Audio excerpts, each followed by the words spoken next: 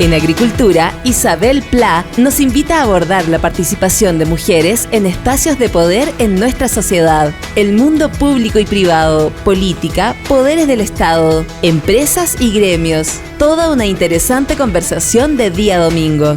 Isabel Pla nos invita a Poder Positivo. ¿Cómo están? Muy bienvenidos a Poder Positivo en Radio Agricultura para que conversemos desde todos los ángulos sobre el poder y cómo están abordándolo especialmente las mujeres en la política, en las empresas, en la sociedad civil, en la academia. Le mando un saludo muy grande a cada una de las amigas y amigos que se están conectando en este momento con Poder Positivo a través de la extensa red de emisoras de Radio Agricultura desde el norte al sur de Chile, o a través de YouTube en el canal Agricultura TV, o quienes nos están escuchando también, a lo mejor desde la web en radioagricultura.cl. Y les recuerdo que pueden comentar, mandar recados, críticas, hacer todas las menciones que a ustedes les parezcan interesantes a través de las cuentas de Radio Agricultura en redes sociales. En Twitter somos Agricultura FM y en Instagram somos @radioagricultura. Les cuento, vamos a tener un programa muy bonito este domingo, muy interesante y yo creo también muy actual, muy necesario porque vamos a abordar un tema que creo que sin esto es como los antibióticos en la década del 40. O sea, el que no sabía lo que era un antibiótico, su vida corría riesgo. Esto es más o menos lo mismo mirando el presente y el futuro. Les cuento que el 11 de marzo pasado, más de 100 mujeres del mundo público y del mundo privado de nuestro país se comprometieron como embajadoras en el empoderamiento digital femenino, una iniciativa para promover la cultura digital que está liderada por la Fundación Codea y que está apoyada al mismo tiempo por el diario El Mercurio y la Fundación BHP. El propósito de estas ciudadanas digitalizadas es promover el interés de las mujeres en la ciencia, la tecnología, la ingeniería y las matemáticas y también promover la cultura digital. Hay una brecha importante y vamos a conversar, ¿verdad?, con quien lidera esta campaña. Hay una brecha muy importante entre distintos segmentos de la población, entre las personas mayores, los niños y los jóvenes, pero también hay una brecha muy, muy grande, tal vez la brecha más grande es entre hombres y mujeres. Entonces, le quiero dar la bienvenida a Poder Positivo a Mónica Retamal, periodista, emprendedora, empresaria, directora ejecutiva de la Fundación Codea. Mónica tiene muchos reconocimientos, entre otros, por su trabajo, justamente por su trabajo para el fomento y la formación ciudadana en tecnología, entre otros el del International Women in Tech, por su trayectoria difundiendo la tecnología, Mujer TIC, que le concedió la Asociación de Chile de Tecnología e Información, Mujeres Influyentes. 3 veces ha estado entre las 100 mujeres líderes que selecciona El Mercurio y Mujeres Empresarias, entre otros. Muy bienvenida, Mónica, un placer tenerte con nosotros. Encantada de estar contigo hoy día, qué rico espacio. Me gustó. Aquí vamos a poder conversar, sí, con mucha tranquilidad. Vamos a partir por lo esencial. ¿Qué hace la Fundación Codea y cuál es su propósito, crees tú, hoy más importante? La Fundación Codea es una fundación que se dedica a ayudar a empoderar personas para prepararse para esta era súper digitalizada. Nuestro foco está en ayudar a distintos segmentos de la población a hacerse cargo de lo que está pasando en materia digital y a entender que esto es algo que llegó para quedarse y por lo tanto tenemos que aprender a convivir en el día a día con la tecnología porque es algo que se instaló de manera muy radical en todo orden de cosas, ¿no? En nuestras casas, con nuestros hijos. En nuestra vida privada, en nuestra vida laboral. En nuestra vida laboral. Y la verdad es que nos damos cuenta que las personas que no están teniendo acceso a este mundo se están quedando fuera de las oportunidades. Mira, les cuento a quienes nos están escuchando que la Fundación Codea acaba de publicar un reporte muy, muy interesante que se llama Ciudadanas Digitalizadas. Y ustedes, Mónica, han reconocido que el mundo está enfrentando, ¿cierto?, una transformación social y económica que está, usan esa palabra, atravesada por las tecnologías digitales. Y en ese reporte, que ustedes pueden descargarlo desde Codea, desde la página web de Codea, hay datos muy importantes. Por ejemplo, y atención, porque esto nos llega a todos y le puede estar pasando a mi mamá, a mi hermana, a mi abuela, a mi tía, el 82% de las mujeres tiene dificultades para acceder al teletrabajo o a la educación en línea. Más del 70% tiene problemas para hacer un trámite vía digital. Algunos de esos trámites prácticamente solo se pueden hacer vía digital. Entonces, Mónica, cuéntanos cuál es la brecha digital hoy día y también quisiera que nos contaras por qué es importante cerrarla, porque a veces te dicen, pero ¿qué importa? Espontáneamente se va a ir cerrando. ¿Por qué fuerzan tanto a las mujeres que estudian ingeniería? Nadie las está forzando. Entonces, es importante decir que tú nos cuentes desde la visión tuya como empresaria, como emprendedora, pero también como líder de la sociedad civil y la directora de CODEA, ¿por qué es importante para esa persona, para todas las personas que cerremos esa brecha? Mira, yo creo que como todo cambio epocal, a nosotros nos cuesta entender lo que está pasando. A mí me cuesta, a ti te cuesta. Yo vengo a mí más que a ti. Del mundo de la tecnología. Yo tengo una sota y media más que tú, así que me cuesta un poquito más. Pero... Claro, pero ni tanto más. Y créeme que en el caso mío, a mí me tocó entender lo que pasó, lo que está pasando en materia de la revolución digital desde el hacer. Yo partí a los 24 años con una empresa de tecnología, entonces me tocó aprender haciendo. Y cuando uno ve lo que está pasando en materia digital, no queda más que pensar en qué va a pasar con los millones y millones de personas que hoy día estamos siendo parte de la fuerza laboral. Cuando uno entiende lo que está pasando en materia de inteligencia artificial, se pregunta lo mismo. Y es una pregunta bastante válida, porque la brecha no es solo un problema de qué vamos a estudiar. Porque efectivamente uno habla de las carreras STEM, pero uno podría decir... Tiene que ver con la vocación. Oye, ¿y qué pasa con la filosofía? Y yo creo que más bien tiene que ver con cómo este cuerpo teórico, que es el cuerpo que sustenta todo lo digital, lo logramos masificar y logramos ampliar que las distintas disciplinas sociales, económicas, realmente puedan opinar primero, y puedan participar de este constructo que estamos haciendo y que es como un Frankenstein que es medio desconocido para gran parte de la sociedad. A mí, básicamente, lo que más me preocupa es que el tema digital, este lugar, este mundo digital que estamos habitando 8, 9, hoy día veía los promedios de los niños, 8 horas y media los niños en Chile, que estamos habitando, que ese constructo sea un constructo donde todos tengamos una voz y podamos participar activamente en su construcción, pero también en los beneficios que esto va a generar para determinados segmentos que en realidad somos todos. Todos los que hoy día estamos en el medio más bien profesional, sabemos que si se nos apaga internet, la verdad que no tenemos nada que hacer. A medida que va avanzando el tiempo, vamos viendo que esas habilidades digitales se van volviendo cross-industria. Cada vez más, todas las empresas necesitan personas con habilidades digitales y las que no lo tienen se quedan fuera de las oportunidades. Claro, incluso las empresas, fíjate, yo que he trabajado para algunas empresas, me ha llamado mucho la atención positivamente que empresas que están en la operación dura, o sea, en la operación, en la pesca, en fin, en la minería, o sea, son muy sofisticadas en materia digital, en el sentido de que la calidad de sus productos, la protección de sus trabajadores, pasa también por tener los mejores software y por tener un contingente, un equipo muy importante de personas que se manejan digitalmente y que hacen, ¿verdad?, que esa empresa, que uno podría decir, pero bueno, pero están, no sé, pues son commodities, están en cosas, en la agricultura, en la pesca, pero es que tal vez ahí está justamente la diferencia entre una empresa y otra empresa, una porque protege a sus trabajadores y otra porque está entregando un producto de la mejor calidad. No sé, porque digitalmente ¿verdad?, ha vigilado, por ejemplo, la temperatura de sus productos. Así es. Y cuando uno lo piensa, esa es la dimensión de la fuerza laboral, que es muy relevante. O sea, sabemos que el gran desafío que tienen los países ahora es cómo van a reentrenar a estos millones de personas que de alguna manera sabemos que van a quedar fuera. Entonces ahí hay un tremendo desafío. Pero también nunca había pasado en materia humana que tuviéramos una revolución que no solo cambiara lo que está fuera de nosotros, sino que además interviniera lo que está dentro de nosotros, ¿no? Esta revolución industrial está cambiando la forma en que percibimos el mundo, está cambiando, incluso hoy día hay estudios que relacionan cómo los niños en su aprendizaje diario están siendo influidos por las pantallas de manera muy radical.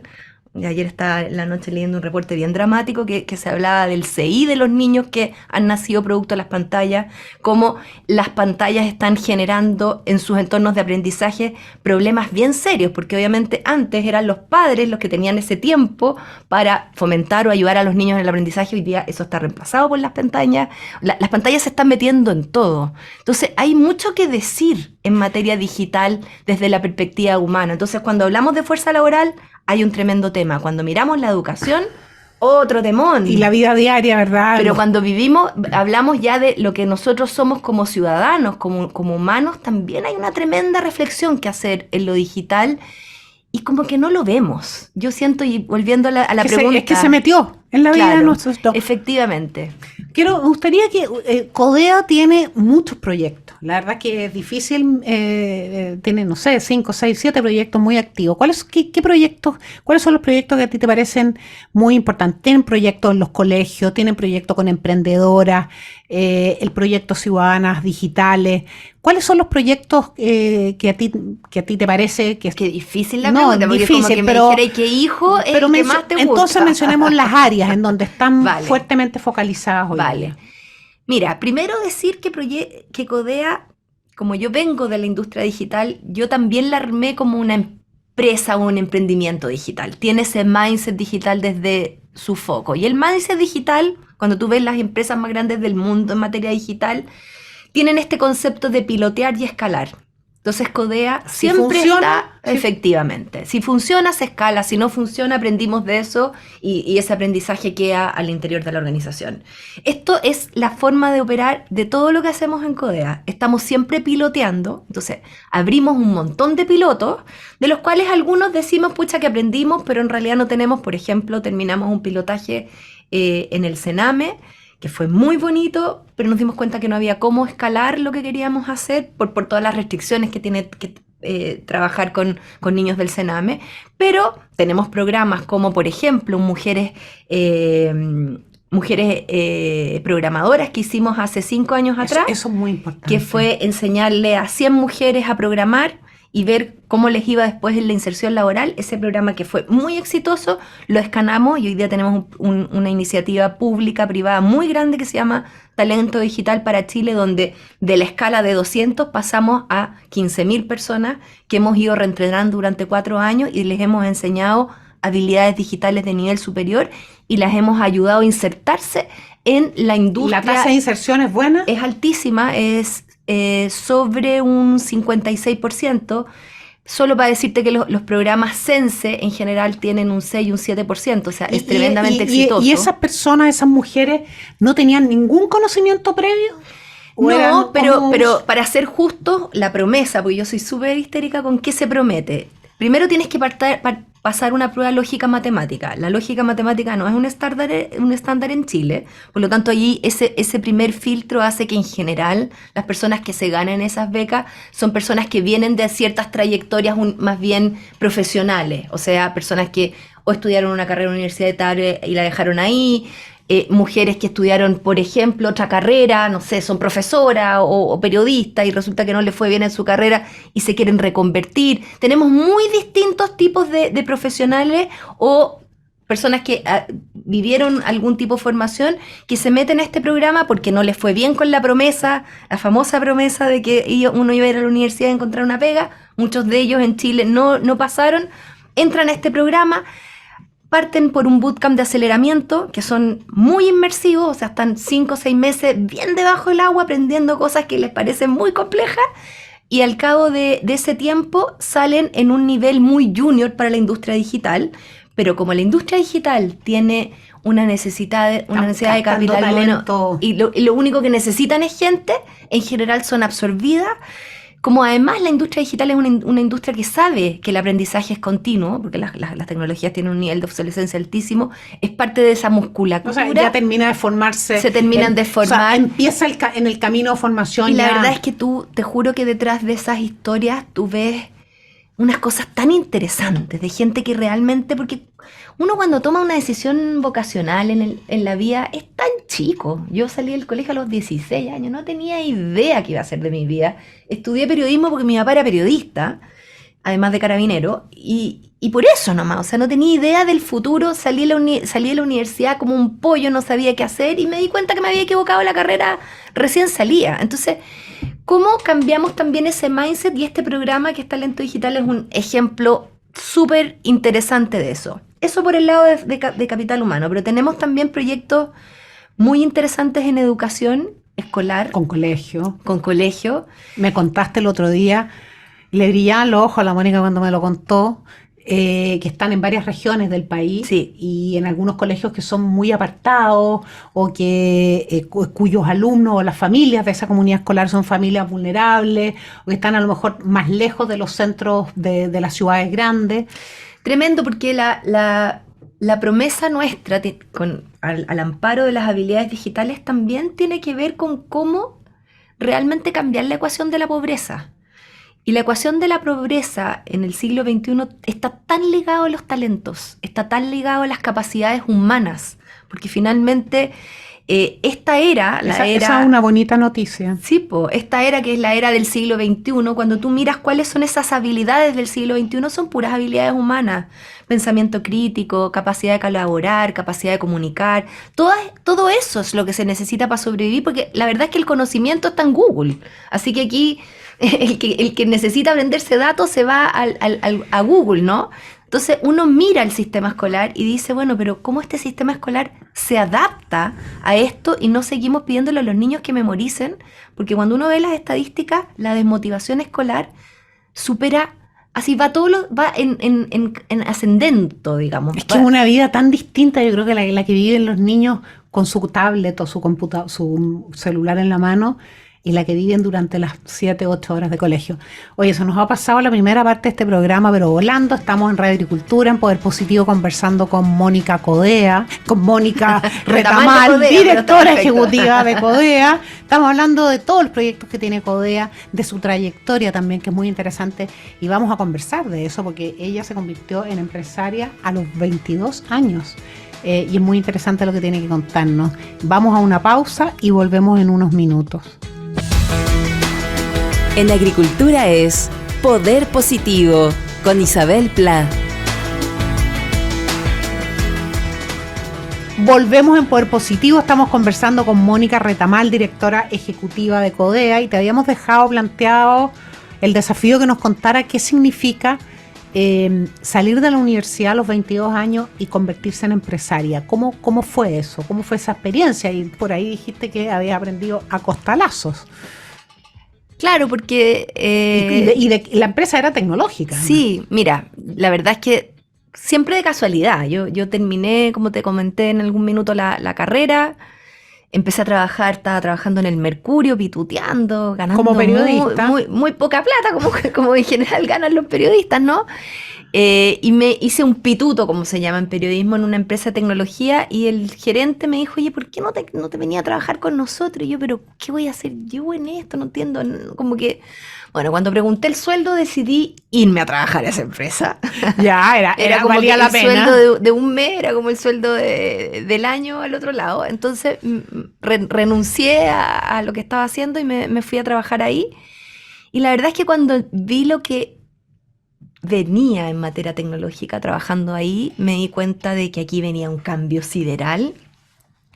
Trabajé un año en esa empresa. ¿Qué año estamos hablando? Estamos hablando 2000. En el 97, por ahí. Recién, sí. Yo creo que muy pocas casas tenían computador. Muy pocas, pero ellos estaban en ese boom, estaban partiendo un cambio sideral a nivel tecnológico en esa empresa, me tocó vivirlo.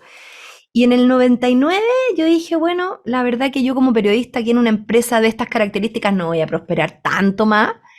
Así que me independicé y armé junto a un socio una empresa de desarrollo de páginas web, que en ese minuto estaba súper inicial. Desarrollo de páginas web. Porque en esa época, yo en mi imaginario yo decía, bueno, yo hago los contenidos, otros las diseña. La web era algo muy básico. Las páginas web eran estáticas, había puro contenido. Así que me metí en ese mundo en el año 99 y en el 2000... Ya desde mi rol de empresaria vino el boom de las .com, Entonces tuve el privilegio y la locura también Lasempresas.com. Sí, de vivir ese boom en Chile siendo empresaria. Todos los empresarios tecnológicos en ese minuto pasaron por mi oficina porque no había muchas empresas que se dedicaran al desarrollo web. Y ahí viene una locura. Qué interesante. Sí, eso. viene un poco una locura, Isabel. El mundo tecnológico ha sido una locura desde el punto de vista empresarial. Mira, yo te voy a dar datos para acompañarte en lo que tú estás diciendo. Estaba revisando un informe que hizo Ann Holster de CIDE Chile sobre los 30 años con puros datos de los últimos 30 años, en 12 categorías. Una categoría es consumo, ¿ya? Y una subcategoría de consumo es clientes por año en Internet. En los años que tú me estás mencionando, de un año a otro se duplica. Claro. Mira, en 1999, 280.000 clientes de Internet en el 99. En el 2000, un año después, 585.000. O sea, cuadra mucho tu experiencia Tremendo, con fue estos tremendo. números. Ha sido tremendo. Yo alguna vez estuve en Alibaba en China y decían que las personas que han trabajado en tecnología se pueden jubilar tranquilamente a los 45 años porque es como hacer varias carreras al mismo tiempo. Yo así lo sentí. Y me pasó que... ¿Cómo se llamaba tu empresa? Mi primera empresa se llamaba Intermedia, después esa empresa se fusionó con otra y armamos una empresa que se llamaba KI, y la última empresa que armé es un centro de desarrollo que trabaja para Estados Unidos, que es Nisum. Ahí le pegué finalmente con el palo al gato. Tuve una empresa, terminé en una empresa, sentada en una empresa muy grande que armé, y me cansé. ¿Pudiste cansarte? Eso... Tenía 40 años y dije, no resisto más en esto. Como que quiero hacer algo que realmente me movilice la emoción. Sí, me pasó eso. Pero pasó que también la ecuación empresarial es brutal. O sea, cuando uno está trabajando... A mí me da un poco de risa cómo miran a los empresarios, pero la verdad es que los empresarios estamos debajo del agua, los que hemos sido empresarios, los que no hemos heredado, qué sé yo. ¿Alguna vez pudiste poner tu cabeza en la almohada con tranquilidad? Pocas veces en mi vida. Que eso es algo... Pocas veces en mi vida. Entonces, cuando se habla del empresariado, yo sé que siempre hay de todo tipo de empresarios como de todo tipo de personas, pero la verdad es que estar frente a una planilla de sueldo el último día del mes siempre es tremendo para quien es una pyme, digamos. Entonces, o que te haya pasado mucho, un encargo importante, estás cerrando un contrato importante y tú sabes que tienes que salir a buscar talentos para hacer eso. O sea, yo la primera página web más grande que la hice en el año 2000, fue LAN.com. Yo dormí en la oficina 4 meses. Así literal, dormía en la oficina. Y hacíamos turnos día y noche. Entonces, lo que hay detrás y lo que ha habido detrás de este crecimiento ha sido una locura para los que hemos vivido, protagonizado esto. Y a mí sí me pasó que cuando dije quiero parar, también quiero parar, y un poco la ecuación de armar una fundación tuvo que ver con cómo nos vamos a hacer cargo de esta locura que hemos creado. Y yo siento que hay muy poca sensibilidad, y cuando tú me preguntabas por la brecha digital está instalada en toda la población. En la gente que está en el gobierno, en la gente que está tomando decisiones importantes, en obviamente el ecosistema de educación, el ecosistema de innovación. La brecha digital es transversal y hay que trabajarla responsablemente en todos esos grupos, porque obviamente un país que quiere aspirar al desarrollo, si no se sube a esta revolución, se va a quedar abajo. Y volviendo eso a las casas, todos decimos, oye, los niños están súper digitales. Los niños consumen. A veces los papás o los abuelos te lo dicen con preocupación. ¿Qué hago con mi nieto? Está todo el rato con el tablet. ¿Qué le decimos a ese? Bueno, yo les diría primero que no está bien que los niños consuman tecnología.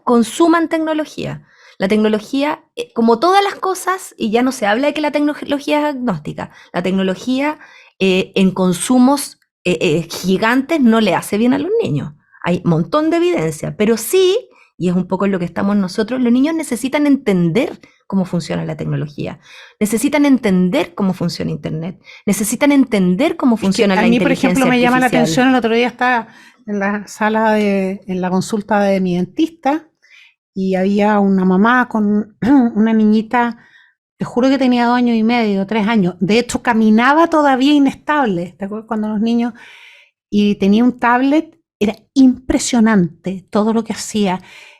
O sea, yo no lograba entender lo que estaba haciendo, pero con un nivel de conocimiento, de apropiación, y ahí uno ve la brecha etaria primero, la diferencia, Y uno dice, pero está bien, ella está sumergida en eso, está contenta, está aprendiendo, estaba jugando unas cosas con los animalitos, a juntar, ponte tú, animalito con las comidas que tenía cada animalito. Perfecto, En fin, o sea, sí una cosa hay uso, y de hay usos juego. educativos muy importantes.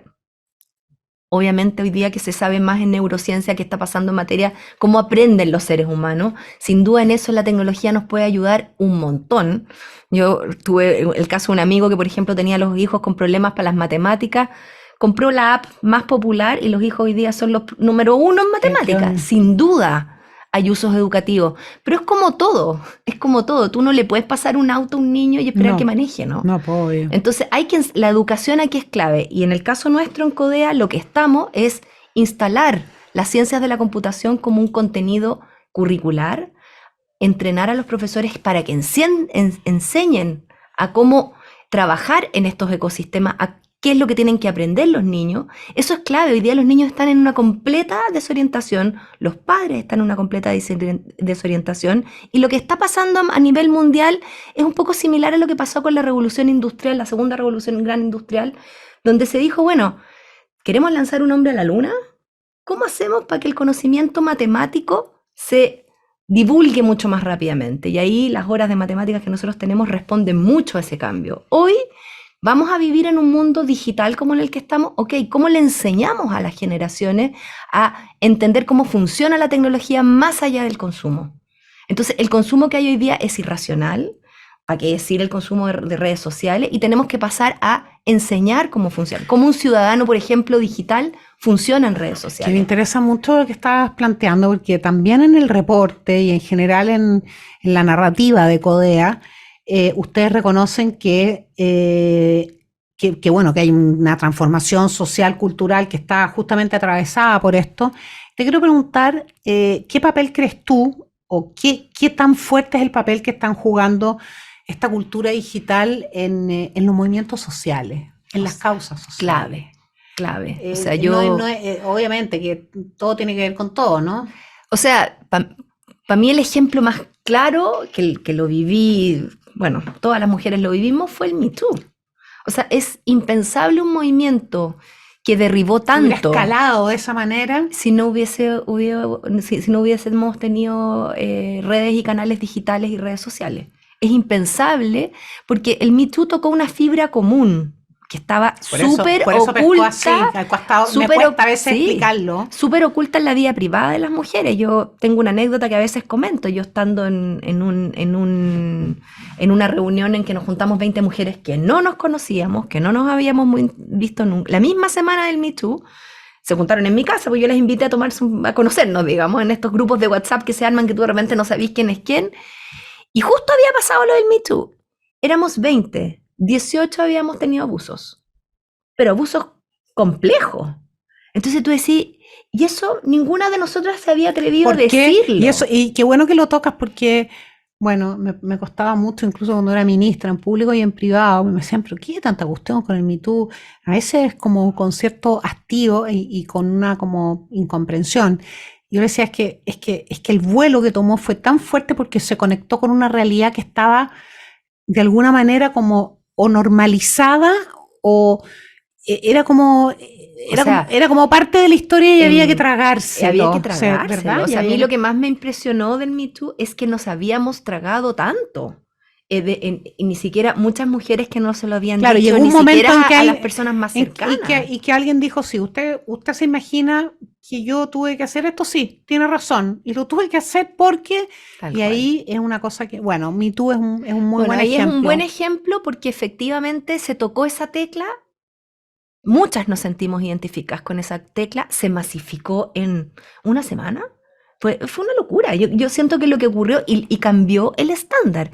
Entonces, la aceleración digital no solo tiene una dimensión en el mundo laboral, tecnológica, en el mundo de la educación, tiene una dimensión cultural tremenda. Y yo veo a los políticos y te juro que me dan pena, porque creo que también ahí hay también un tema creo que ha muy pasado relevante. algo muy parecido, ya más actual, que es cuando Estados Unidos se va de Afganistán y vuelven los talibanes. Y las mujeres afganas denuncian en sus cuentas de redes sociales o mandan videos para que desde Europa, desde otros lugares se suban y dicen no me dejan ir a la escuela, mi hija no puede ir al colegio, no puedo estudiar, me están persiguiendo. Y empieza a haber una, creo que no tan masificada todavía, no está ese respaldo tan masificado, pero empieza a haber una conciencia de lo que significa, ¿verdad? Como el encerrar a las mujeres y dejarlas, levantarles una muralla al conocimiento solamente por el puro solo hecho de ser mujeres. Se vuelve una realidad, como lo dice el World Economic Forum, intolerable. Intolerable, eso es. Se vuelve una realidad intolerable. Y eso es bien fuerte, porque yo creo que nos hemos ido moviendo hacia realidades que no estamos pudiendo tolerar. En todo orden de cosas, en materia de corrupción, en materia de estándares políticos, un poco también. O sea, no, esto si me están mirando, esta camarita sí, que anda trayendo uno en la mano todos los días, a cada rato, esta es la camarita que cambió, ¿cierto?, la relación de la política con la ciudadanía. Así es, así es. ¿Cómo? Mira, más adelante, antes de que cerremos, no se nos puede olvidar que le recomendemos a la gente, hombres y mujeres, quienes quieran, jóvenes, niños, hacer un estudio muy entretenido, una encuesta, un test que subió Codea para saber cuál es tu relación con el mundo digital. Yo lo hice y algo que me gustó mucho y te quiero preguntar cómo lo hablamos con los niños y con los jóvenes. Me gustó mucho las preguntas que hacen, porque en esas preguntas hay como un código ético. Por ejemplo, hay una pregunta que dice, ¿usted piensa bien? ¿Usted, antes de subir un contenido a alguna de sus redes sociales, analiza si este contenido puede dañar a alguna persona? Y eso me hizo pensar que Codea tiene, ¿verdad?, un estándar ético que lo tiene presente y que probablemente lo transmite a través de sus capacitaciones. ¿Cómo podemos, ya que estamos hablando de las causas sociales que muchas veces se salen del riel, cómo nos comunicamos con los jóvenes para decirles que estamos felices que usen las redes sociales, pero que a lo mejor hay un paso que nos están dando, que es el de evaluar antes de subir un contenido, un mensaje, el daño que también pueden provocar? Bueno, nuevamente, es educación apuntando al pensamiento crítico y reflexivo, que es algo que de alguna manera el comportamiento en redes sociales es un comportamiento impulsivo y es parte de lo que uno tiene que trabajar desde la educación. Cuando uno sube algo... Y no se escapa nadie de eso, ¿eh? No, todos, desde las compras, etcétera. Es un comportamiento impulsivo y por lo tanto ahí la capacidad de reflexión es muy relevante, porque además la huella digital que dejamos no se borra. Yo eso se lo digo mucho a los jóvenes. Atención. Es muy difícil borrar lo que uno Bueno, publicó, hemos estado viendo, ¿no? por ejemplo, a propósito, no te quiero llevar a los temas políticos porque no es la razón de esta conversación, pero lo que hemos estado viendo, por ejemplo, en las últimas semanas, en el último año, pero particularmente en la emergencia por la seguridad de las últimas semanas, la huella digital, ¿verdad?, de muchas personas que están hoy día en el gobierno y en el Parlamento tomando decisiones, y cuya huella era totalmente contraria a las decisiones que están tomando hoy día y que la ciudadanía está exigiendo. Muy cierto. Claro, pero a veces el problema es que esa huella daña a otros. Y ahí uno, cuando ve lo que está pasando en materia de victimización digital, es tremendo. Uno piensa en género y uno dice, bueno, la brecha, la cosificación de la mujer en Internet, la violencia que están recibiendo las mujeres. Y me enfoco en las mujeres. Es más violento sí. Internet con las mujeres y con los hombres, ¿no? Así es más violento porque además recibimos violencia que apunta a violencia muy antigua, que tiene que ver desde el comportamiento sexual en adelante, digamos, cosas que la verdad que entran en un plano completamente privado, se exponen ahí. Entonces es muy dramático porque además también hay mucho comportamiento que está asociado a problemas que generan en las niñas adolescentes de salud mental. Hoy día todos sabemos que está un poco la escoba en salud mental en nuestra juventud y las redes sociales lo único que hacen es alimentarlo. De hecho, la ONU este año, que se focalizó en el tema brecha digital de mujeres, hizo un análisis muy bueno de cómo se relacionaba la ideación suicida en niñas adolescentes con el consumo de redes sociales. Entonces, ahí también hay una voz tremenda de alarma, que la manera en que nosotros tenemos que ejecutar nuestra ciudadanía digital tiene que ser una manera responsable, y eso es la única manera de trabajarlo con educación. Tú, ¿cómo estás viendo a Chile tú en tu calidad de líder de una organización de la sociedad civil? justamente a propósito del trabajo que ha hecho CODEA. Por ejemplo, ¿cómo encontraste que estaban los colegios a la vuelta de la pandemia? Se ha hablado mucho de que les costó mucho a los niños y a las niñas reinsertarse en el colegio.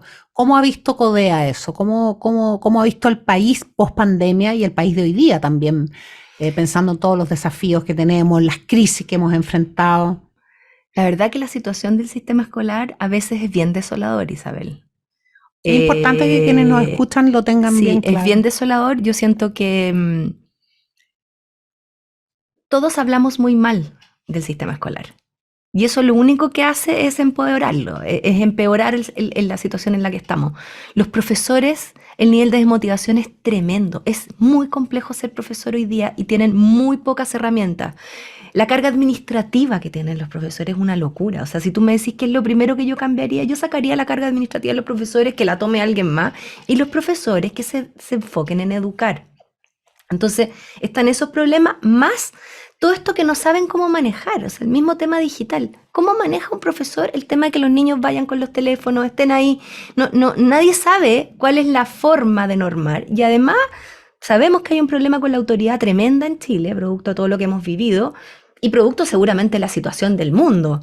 Pero ellos lo viven de una manera dramática. Los profesores, claro, porque la profesora necesita un piso de autoridad para poder organizar, liderar una clase. Y si tiene todos los días que atender a 25 papás enojados porque le dijo A o B a su papá, a su hijo, es muy complejo. Entonces, hay una situación muy compleja. Yo creo que además se le está exigiendo algo a la educación por la que no tiene herramienta. Entonces, estamos en un momento complejo, pero sobre todo, y eso es un poco lo que estamos haciendo en CODEA, yo creo que hay que llevar luces de esperanza al sistema educativo, hay que realmente volver a conectarse. Para ellos, todo este tema que nosotros trabajamos, que es el empoderamiento digital, lo viven, porque se dan cuenta que el tema digital es una manera de conectar con sus niños, de conectar desde otra vertiente, de una vertiente más innovadora, donde los niños se sienten mucho más a caballo de lo que están haciendo, más protagonistas de su aprendizaje. Entonces, es bien interesante enseñarle y trabajar con los profesores desde esa mirada. Estamos en Radio Agricultura, en Poder Positivo, conversando con Mónica Retamal. Se nos ha pasado el tiempo, pero así nos queda algo de programa todavía. Mónica es la directora ejecutiva de la Fundación CODEA. Vamos a ir a una pausa y vamos a volver para el final del programa y vamos a preguntarle varias cosas ya más sobre su vida personal y sus miradas respecto del feminismo y de otros temas que nos convocan. En Agricultura es Poder Positivo, con Isabel Pla. Estamos de vuelta en Poder Positivo conversando con Mónica Retamal. Hemos dicho que se nos pasó el tiempo volando. Mónica es directora ejecutiva de la Fundación CODEA, es periodista, es empresaria, fue empresaria a los 22 años. Imagínense la fuerza, la energía que tiene. Mónica, siempre te veo, y yo de hecho te conocí con un proyecto que organizaste vía WhatsApp, me acuerdo, una red de WhatsApp después del estallido social, para invitar a las mujeres a manifestarse, a contar a través de WhatsApp qué es lo que estaban viviendo, qué es lo que estaban sintiendo. Y sé que te interesa mucho el tema, de una sensibilidad de género, digamos, muy, muy particular. Y yo te quiero preguntar cuál es tu visión, cómo estás viendo el feminismo, tú haces un aporte muy concreto en CODEA y lo has hecho. ¿Cómo estás viendo a las mujeres hoy día en Chile, el encuentro entre distintas generaciones? ¿Y cómo estás viendo, qué tan feminista y cuál es tu feminismo? ¿Cómo es tu feminismo? Yo creo que ha ido evolucionando mi feminismo.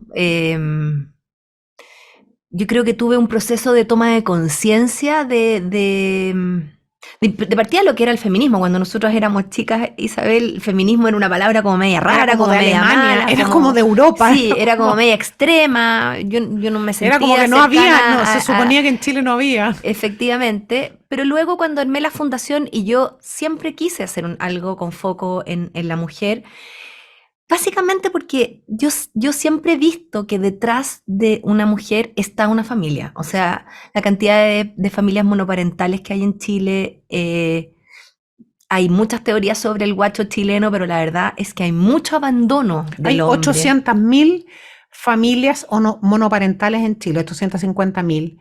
Casi 800.000 de esas monoparentales están encabezadas por una mujer. Así es. Entonces, 800.000 familias. Entonces, cuando uno dice, bueno, ¿y si yo le cambio a un porcentaje a esas mujeres la vida? que es un poco la hipótesis de Codea, ¿cuánto es el impacto? El impacto, la verdad, es que es incalculable.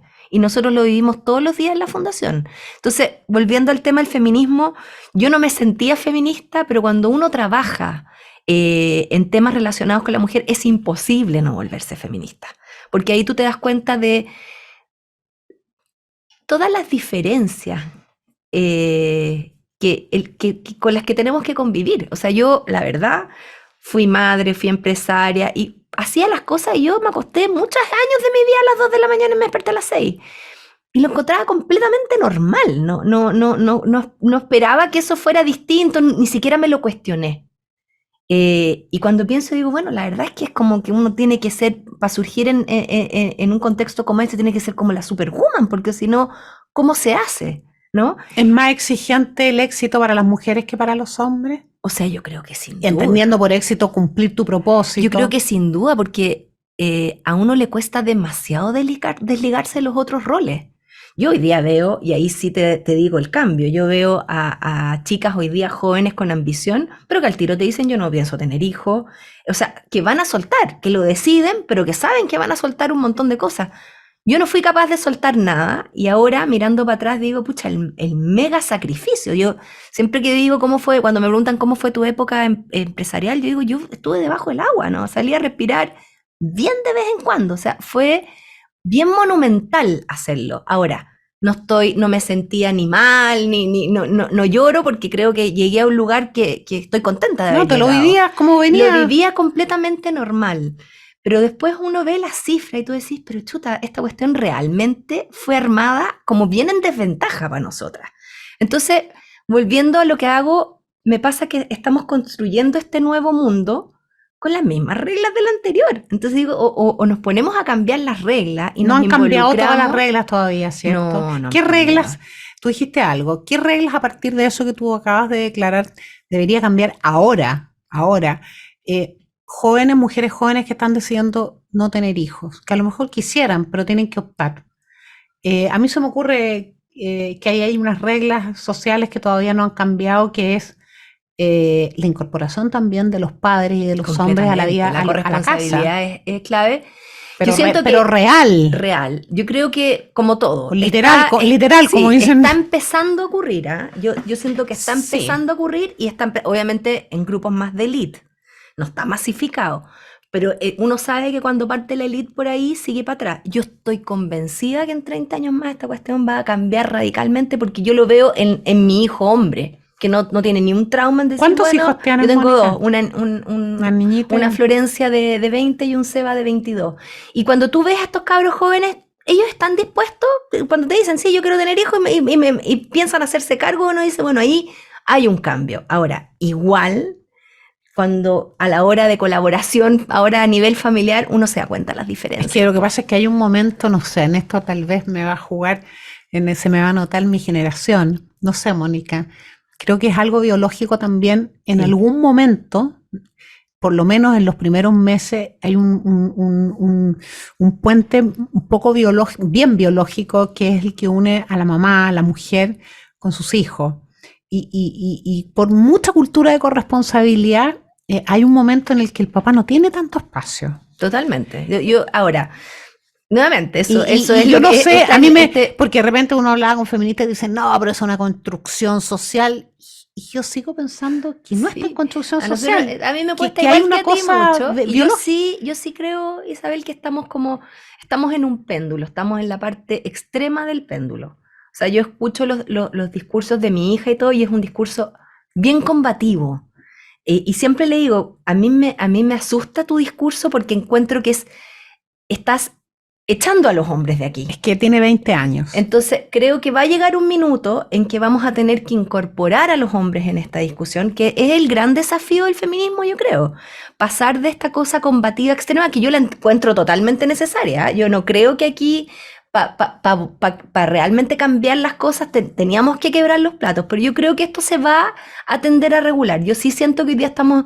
Yo te juro que escucho a mi hija en estas colectivas feministas. No y eres digo, la primera que "Oh, me lo dice. oh". Ahora, por una parte, creo que sí, siempre las causas necesitan una energía que a veces es muy disruptiva La para que revolución, funcionen, un poco. aunque uno no participe de eso.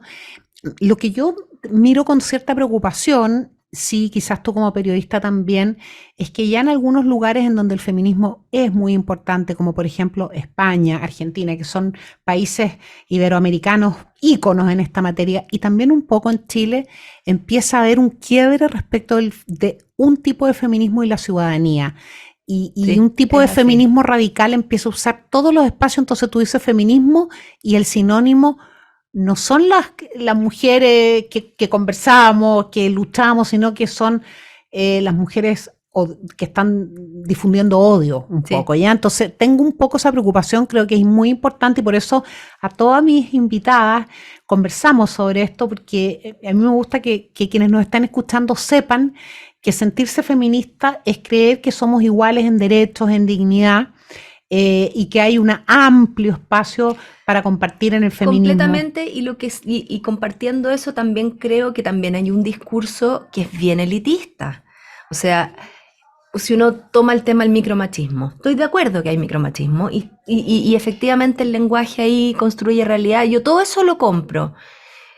Pero cuando tú estás ahí en la población con la señora No que le tiene están idea, o el golpeando, mansplaining. la verdad que tú no podís ir con No, ese discurso. Yo bien. creo que ahí es donde hay un error Y garrafal. hay una distancia de conexión con Porque ahí tú decís, te desconectaste. O sea, ahí la verdad que no es ese el relato, y lo otro, no es esa la discusión, y no es esa la batalla. que tú lo has mencionado y es muy importante, eso es una parte, esta preocupación que yo tengo y lo que considero sí que es una buena noticia, es que ya hay como un consenso de que la familia tiene que ser responsabilidad del papá, de la mamá, no solo de la madre, digamos, y hay un consenso respecto que se requiere invertir para apoyar, y esa es una manera de reducir Completamente. brechas muy O sea, rápidamente. a mí si hay algo que yo tengo que rescatar de lo que está pasando hoy día en políticas públicas, es que efectivamente se instaló que todo debería tener una visión de género, y yo estoy de acuerdo con eso, porque evidentemente la realidad de las mujeres y de los hombres es distinta. Entonces, cuando uno al menos se siente y dice, bueno, ¿y cómo hago para mejorar en este segmento? Ese puro ejercicio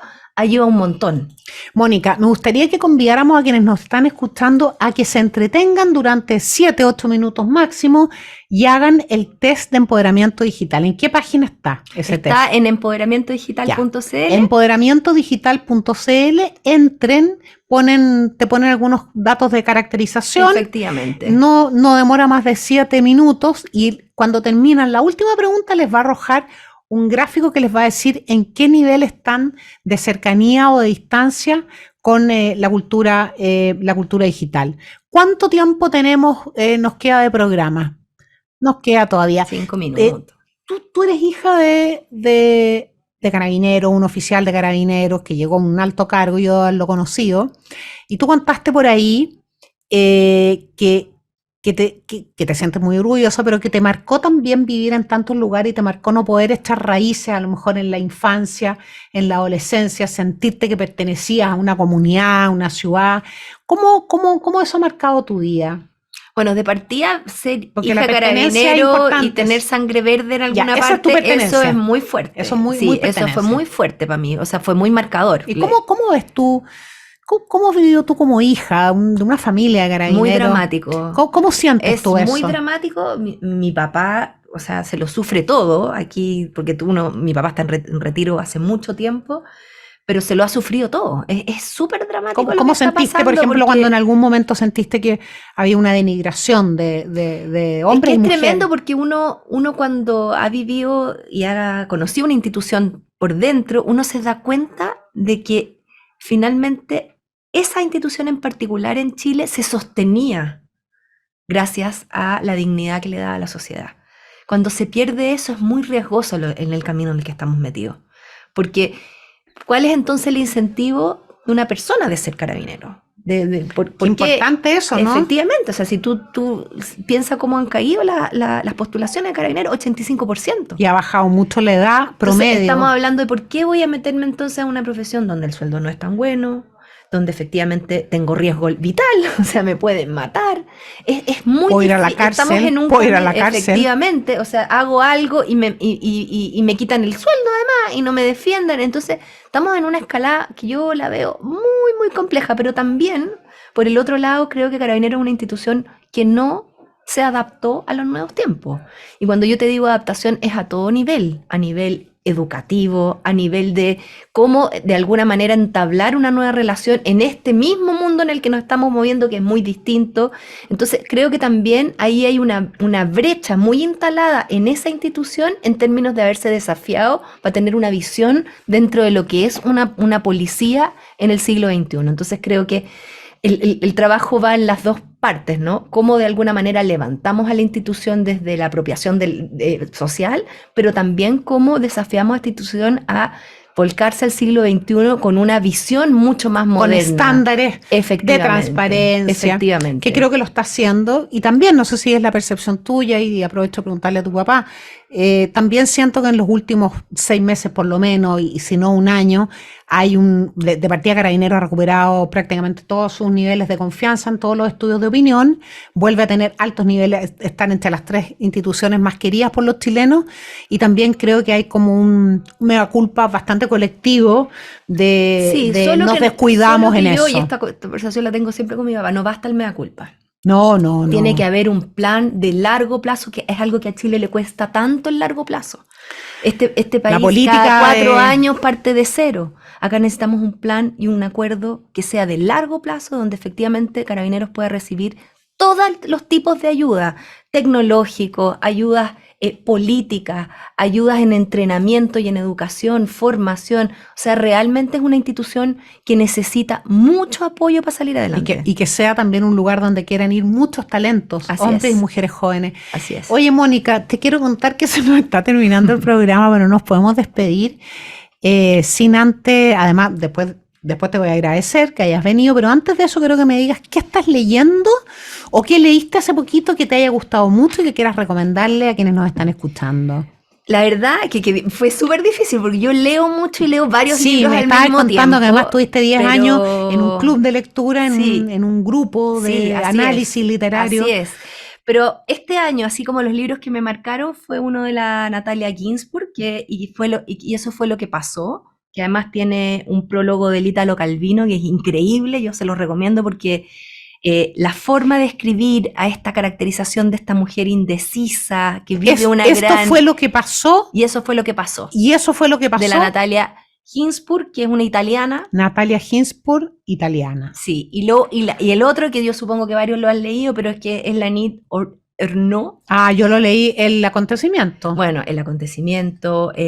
¿Tú lo tienes ahí, El acontecimiento? La pura pasión, que es alucinante. Yo solo he leído El acontecimiento. La vergüenza tengo en este minuto. Pero la verdad es que son puros libros cortitos, realmente alucinantes desde mi punto de vista. Anna Ernaux es el premio Nobel de Literatura del año 2022, que fue bastante controvertida. Así es. Y es muy interesante leerla. Yo no comparto su visión de fondo, pero es importante leerla y escribe muy bonito.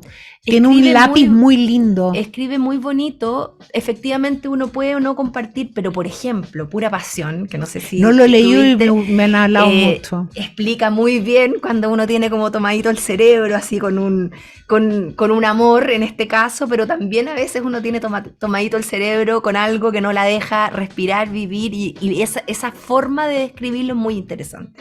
Oye, ha sido un placer, Mónica, tenerte aquí. Aquí nos están haciendo todo tipo, no hayan qué hacer para que nos vayamos del estudio. Así que te agradezco mucho, no va a ser la última vez que vayas a estar aquí. Encantada, muchas gracias por este espacio. Y felicitaciones por lo que haces en CODEA y a tu equipo. Además, tuve el gusto de conocerlos. Hace unos días me invitaron a conocer la fundación. Muchas gracias por lo que haces. Quienes quieran aportar y ayudar de alguna manera, tienen que conectarse con codea.org. Codea.org, van a encontrar un universo de proyectos preciosos y hay espacio para que todos los que quieran puedan colaborar de una manera o de otra. Y para todos ustedes, muchas gracias por habernos acompañado este domingo, que descansen, que se preparen para una semana en la que puedan recibir muchas buenas noticias, duérmanse una siesta rica, coman rico, lean, si están acompañados con la familia o con algún amigo mejor, y si no, aprovechen de leer, de ver una serie y de preparar el alma y el cuerpo para enfrentar mañana una semana que tiene que ser espectacular. Un abrazo y nos vemos, si Dios quiere, el próximo domingo. En Agricultura fue Poder Positivo con Isabel Pla. Producción Doris Mora.